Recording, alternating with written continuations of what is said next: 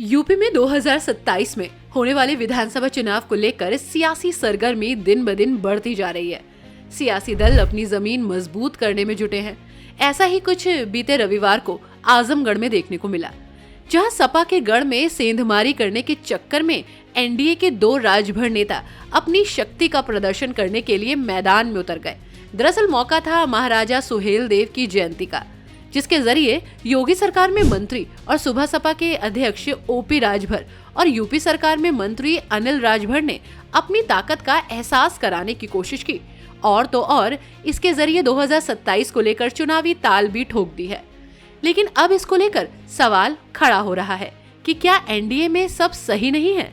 क्या ये एनडीए के अंदर की अंदरूनी कलह का नतीजा है कि एक बार फिर से दोनों कैबिनेट मंत्री अनिल राजभर और ओपी राजभर आमने सामने आ गए? जी हाँ, एक तरफ जहां आजमगढ़ के अतरौलिया विधानसभा क्षेत्र के अहिरौला के जनता इंटर कॉलेज में सुपा सपा के राष्ट्रीय अध्यक्ष ओम प्रकाश राजभर ने ब्राह्मण चुनावी शंखनाद के बहाने सामाजिक समरसता रैली की, जिसकी खास बात ये थी कि इसमें 10,000 प्रबुद्ध ब्राह्मण समाज को बुलाया गया था, जिसके जरिए ओपी राजभर की कोशिश आजमगढ़ में सामाजिक आधार बढ़ाने की थी और इसके जरिए अपनी शक्ति का प्रदर्शन दिखाकर गठबंधन में ज्यादा सीटों पर बार्गेनिंग पावर हासिल करने की बताई जा रही है।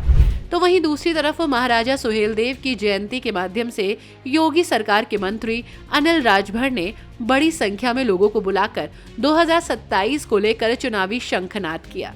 लेकिन आजमगढ़ में एक ही दिन में एनडीए गठबंधन के दो मंत्रियों के कार्यक्रम ने सियासी गलियारों में हलचल मचा दी है।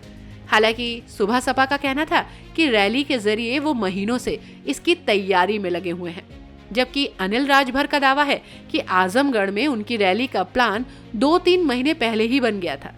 यहाँ आपको बता दें कि ओम प्रकाश राजभर और अनिल राजभर के बीच की अदावत किसी से छिपी नहीं है। ऐसा इसलिए क्योंकि दोनों ही नेता राजभर समाज से आते हैं, जिसके चलते दोनों के बीच 36 का आंकड़ा है, जिसकी झलक अक्सर देखने को मिल जाती है। हाल ही में अनिल राजभर ने भरे मंच से ओम प्रकाश राजभर को चोर कहते हुए समाज को बेचने का आरोप लगाया था, जिस पर पलटवार करते हुए ओपी राजभर ने कहा था कि अनिल राजभर की मां ने दूध पिलाया हो तो वो बताएं कि किस दुकान में वोट बिकता है।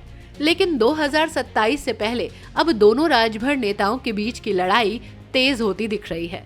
दोनों नेता अपनी ताकत का प्रदर्शन कर रहे हैं, लेकिन ये भाजपा के लिए 2027 में भारी पड़ सकता है और सपा के लिए फायदेमंद।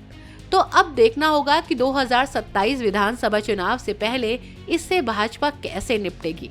वैसे आपकी इस खबर पर क्या राय है, हमें कमेंट करके जरूर बताएं।